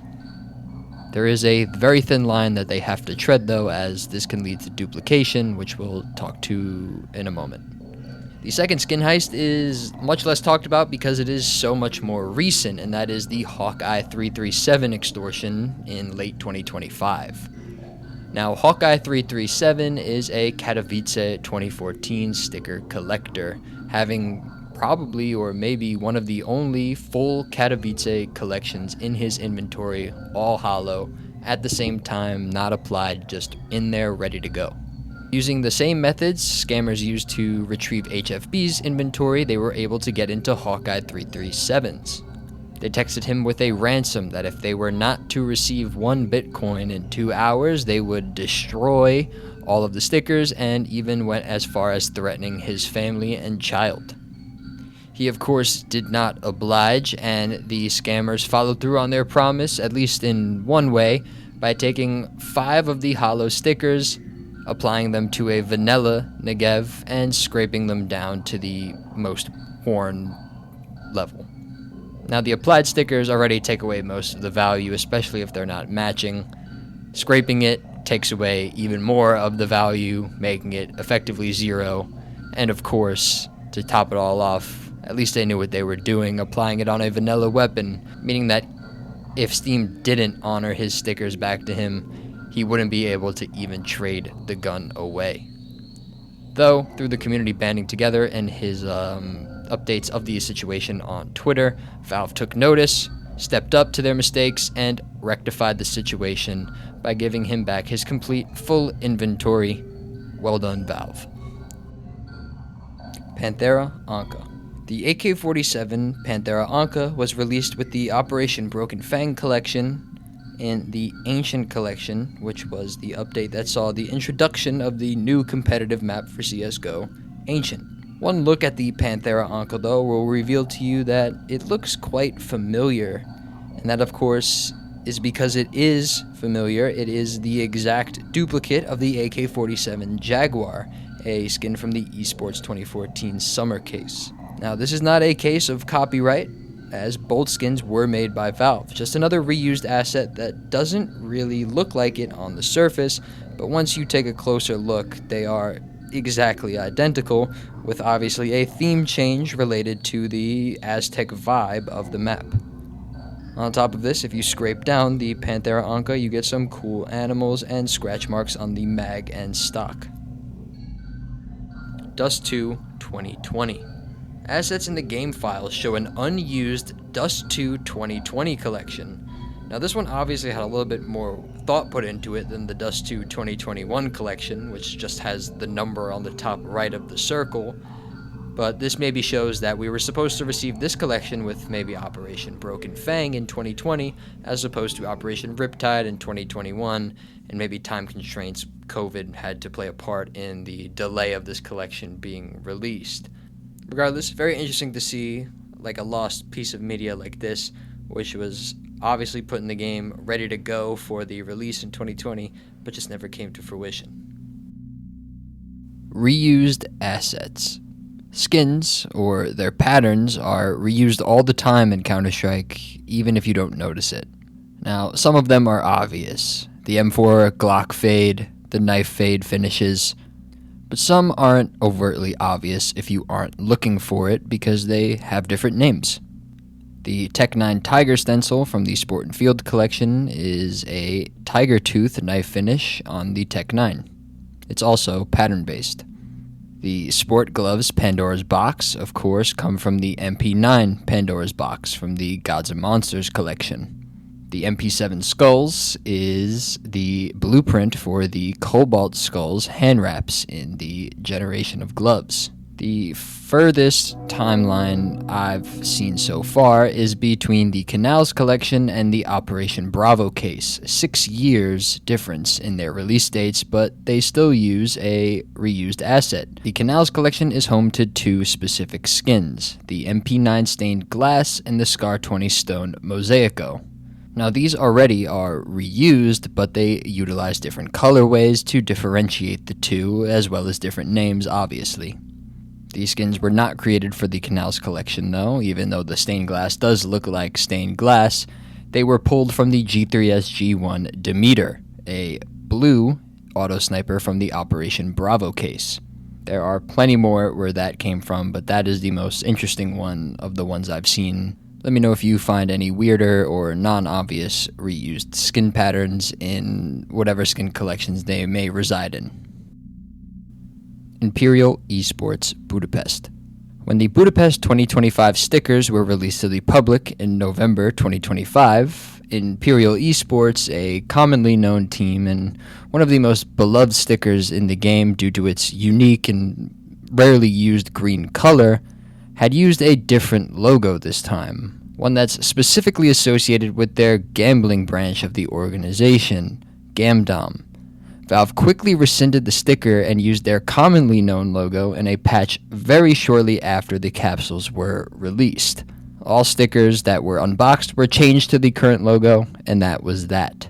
This one still doesn't make too much sense to me, as Valve obviously accepted and looked at all the stickers before they were released, so I don't understand why they would wait until it came out in order to actually set forth this change. Part of me thinks that they specifically released it and then rescinded it as a way to hammer home the fact that they are no longer allowing gambling sponsors at Valve-sponsored events. The Train 2021 Collection. The Train 2021 collection, much like the Anubis collection, had a very odd redemption system that is different from every other collection in the game. While Anubis was offered in the in-game store, it still provided the same feeling a case did, just not with you having to buy a key, but of course that was reflected in the price of the actual package itself. Train had a fundamentally different redemption system. Coming with Operation Riptide in 2021, you had to first choose your rarity tier and then spend a specified amount of stars on whatever one you pick. The random chance would come from the gun within that rarity tier and, of course, any wear values and patterns associated with it. Instead of having to roll with 4 stars every time, you could pay directly 40 stars for a pink within the Train 2021 collection and have a 33% chance at either the FAMAS Meltdown, the MAC-10 Propaganda, or the USPS Whiteout. This created for one of the most interesting collections, not only in terms of redemptions, but in terms of consumer behavior and how supply manifested in this actual collection. Every other collection and case we're used to has a fixed rarity amount, right? 5 times more rare with each subsequent rarity tier. But with this one, people just went according to demand, and what you saw was a very little amount of pinks and purples and a rather large amount of reds and blues. This sort of mimics the Genesis terminal in today's day and age, and I would venture to guess the behavior that was explicit here is what inspired Valve to create the limited edition item system in the way in which they did. One item at a time, limited edition to create scarcity, and instead of betting on the actual weapon, you are betting on the pattern and wear value associated with the weapon.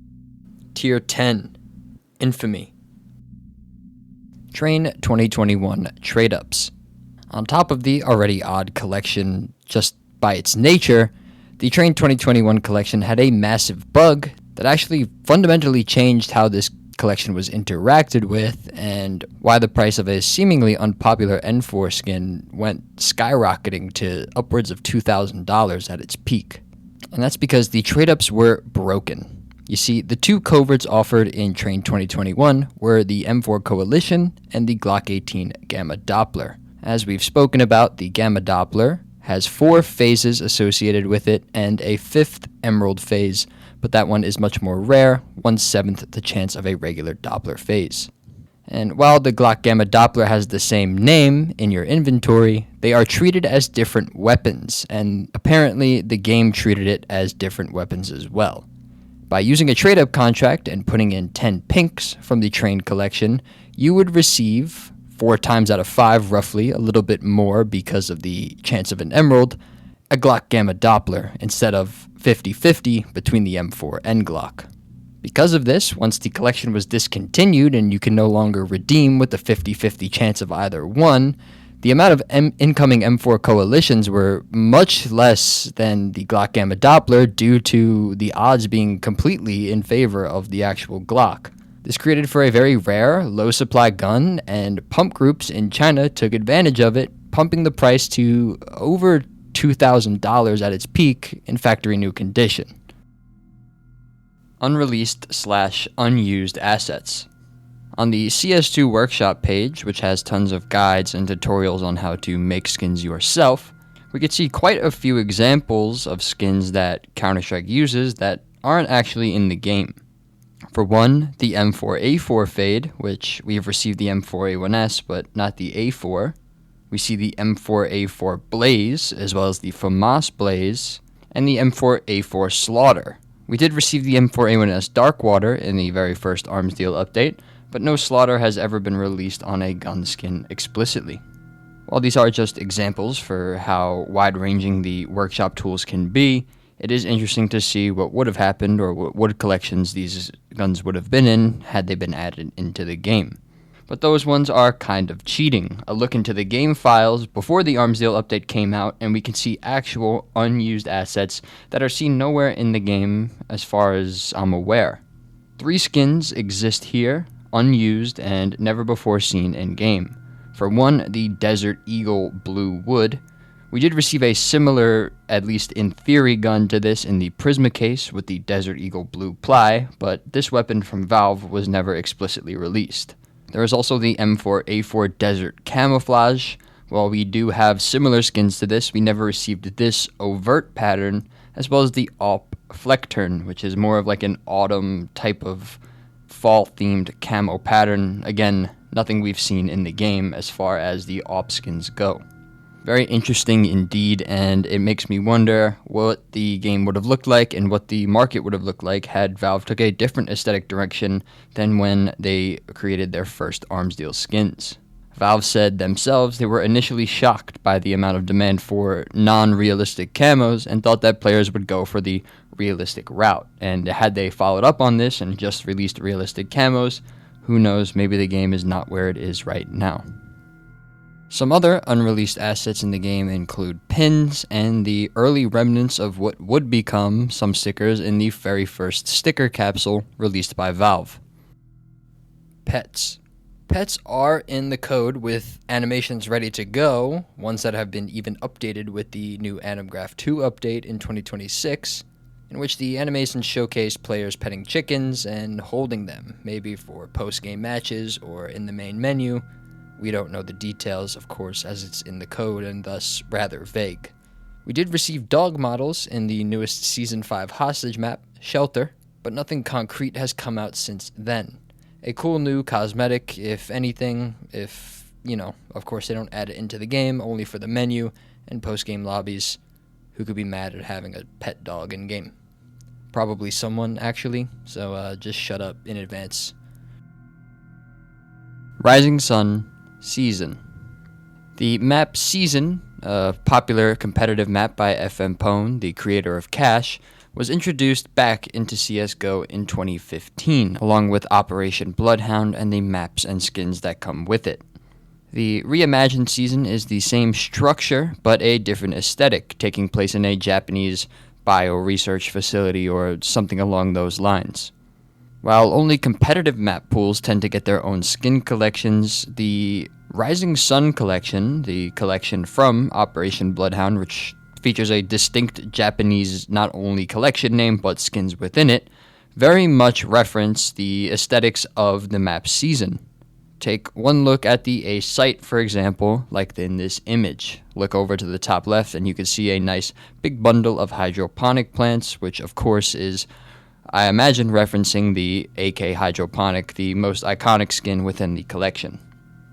Even though it is not overtly named after Season, I do believe it is a DE Season collection, or at least I hope it is.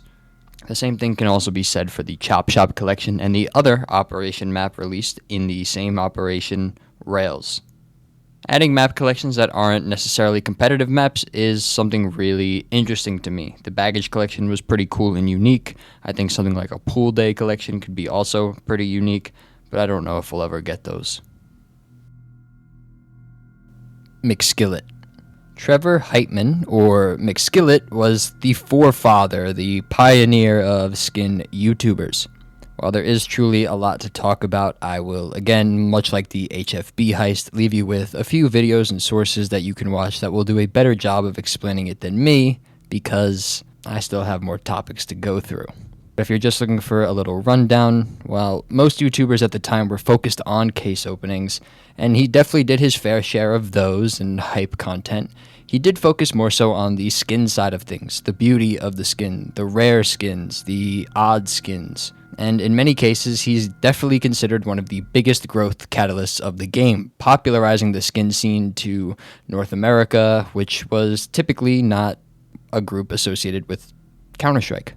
He was heavily involved in the gambling craze that took over CSGO in its early days and made tons of money from it, resulting in what I can only imagine mental health issues related to the stresses of his work, leading to his unfortunate and early demise due to a car crash in which he was driving his car on the wrong side of the road.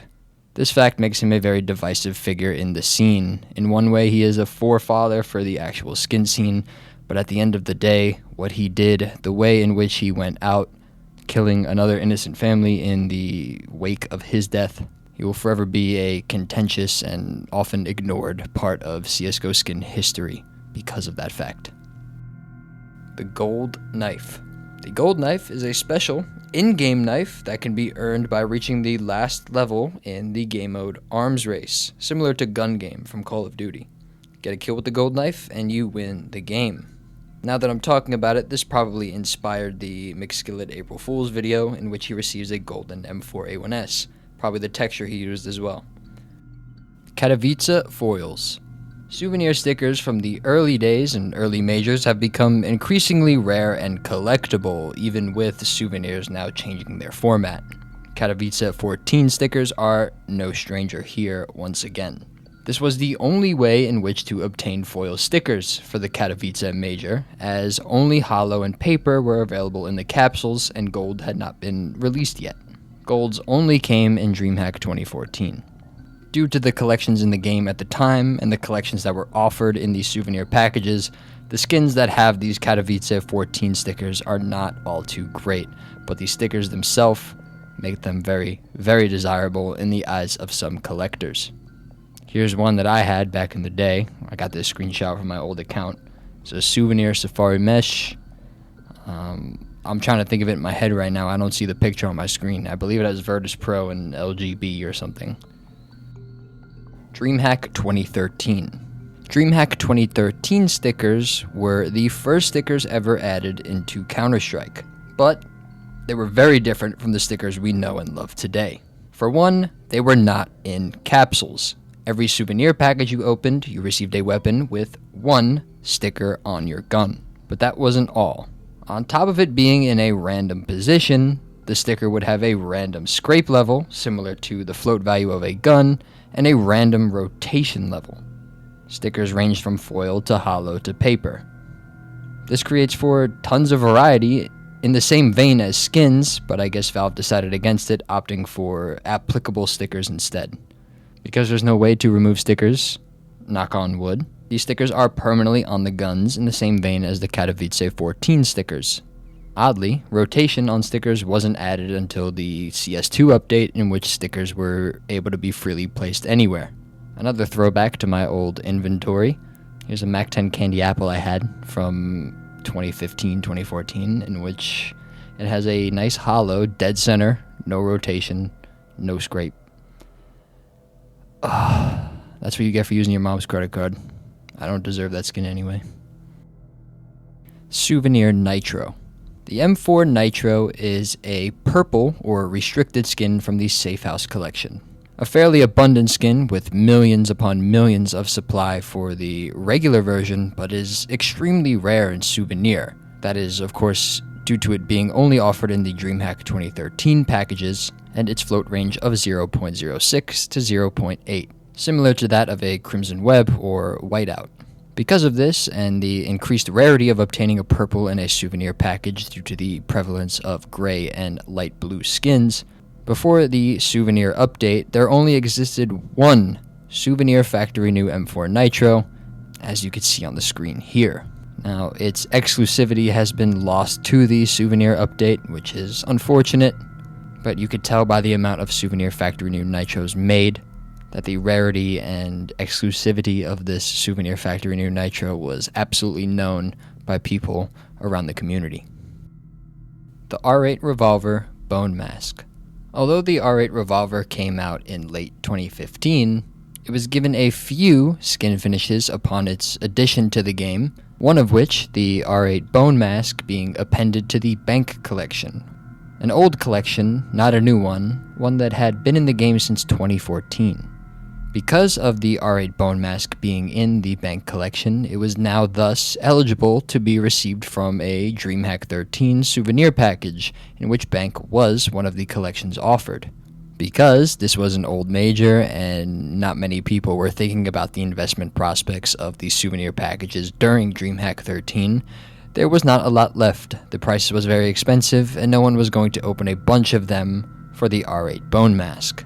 But of course, people tried, and a few were actually created, making it, I think, to my knowledge, the only glitched skin within the game, and one of the rarest as well. This too, like the Nitro, was spoiled in terms of its exclusivity by being able to craft souvenir guns with any skin in which you want, which sucks, but ultimately, unfortunately, I think this was the right long-term decision for souvenir weapons and their future. Tier 11. Terminal. DreamHack 2014 souvenir stickers. As aforementioned, the DreamHack 2014 Major was the first one to introduce gold stickers into the game. Cologne 2014 had a gold logo sticker, but I'm not counting that. And the golden stickers here created 2 gold stickers that actually don't exist in paper, foil, or holo. The interesting thing about this Major was that Epsilon and Titan, 2 teams that were supposed to be in the Major, had VAC bans for players on their team. SF on Epsilon and Cali on Titan. With these teams now disqualified, there needed to be a last-minute qualifier to get into the Major. Flipside, Copenhagen Wolves, London Conspiracy, and 3D Max were invited to the last chance qualifier, with the top 2 making it into the Major. Flipside and Copenhagen Wolves made it, London Conspiracy and 3D Max did not. However, because this last chance qualifier was eligible for souvenir drops and souvenir packages, there are guns available with the London Conspiracy sticker and with the 3D Max Gold sticker, but you are not able to buy the London Conspiracy and 3D Max stickers in paper or foil, as they were not ever introduced into the capsules. Nothing like this has ever happened since, but one similar situation happened with Tyloo in Boston 2018. Due to visa issues, Tyloo was not able to attend the Major, although their sticker had already been offered in capsules for many weeks, as sticker capsules usually come out before the Major kicks off. Tyloo was replaced with Flash Gaming when the Major started, and the Tyloo stickers were removed from the capsules, making it a little bit more expensive but still in supply, unlike London Conspiracy and 3D Max. Armory Bidding System. In a CS2 patch in July 2025, notes of a bidding system were found in the XP shop files, the code for the armory in CS2 game files. In here, players would theoretically be able to bid on items over a certain timeline. Maybe an alternative for the random chances, maybe a different new collection entirely. The details are vague, of course, because it was only introduced in the code and has up until this point not been added. But it would be an interesting aspect if it ever did get added. A lot of different avenues they can go down. My theory with the actual bidding system you can watch on my YouTube channel, where I connected to the new terminal system, where there are some oddities surrounding it.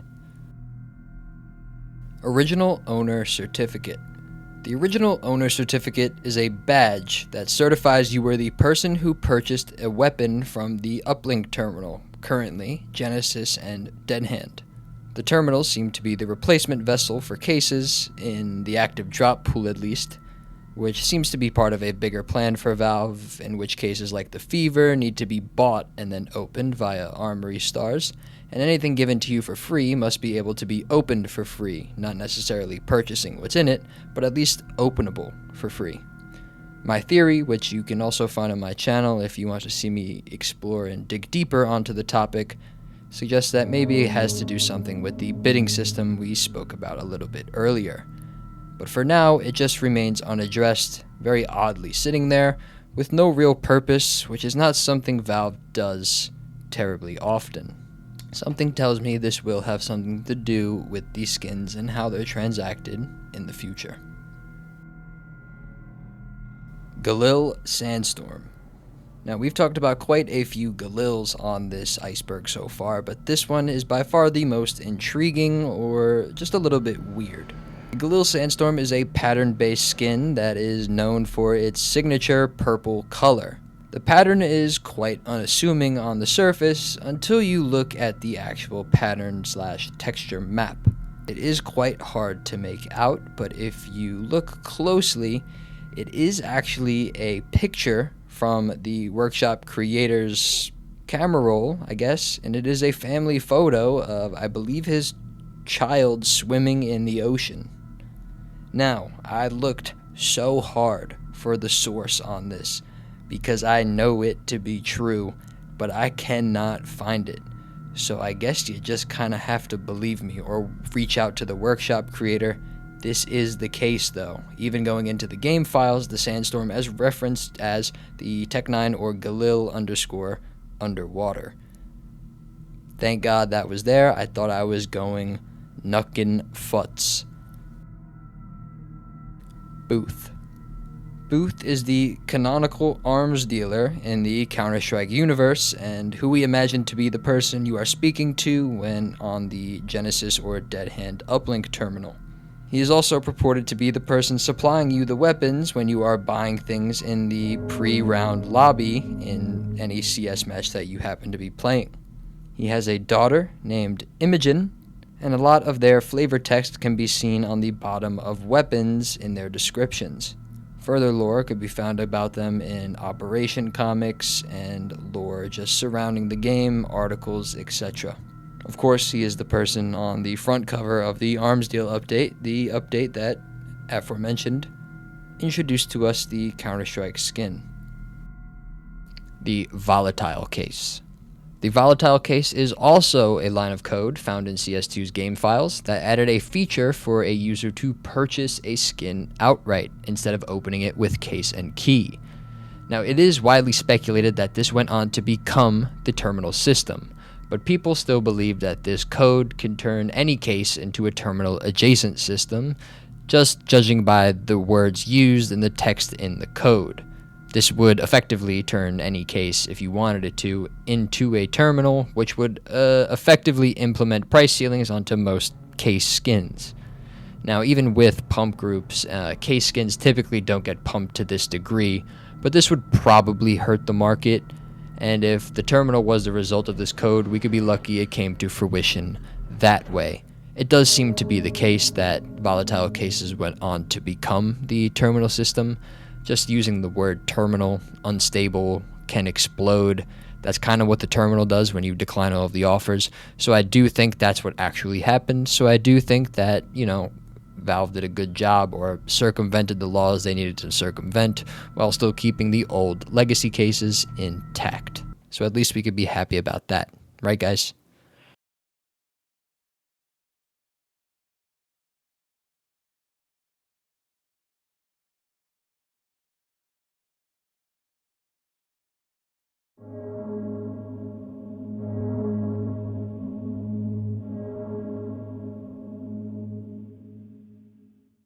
And that's it.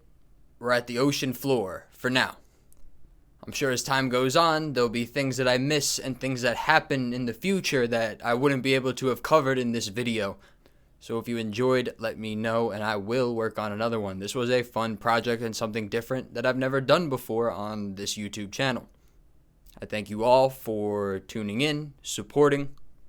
I would have never known when I made a video for a friend a few months ago that I would still be making videos, and let alone have people who watch them on a regular basis. So thank you very much.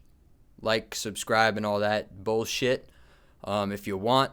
Watch me on Twitch if you want. And let me know what you'd like to see next. Regularly scheduled programming is to come over the next few weeks, though. Thank you. Cheers.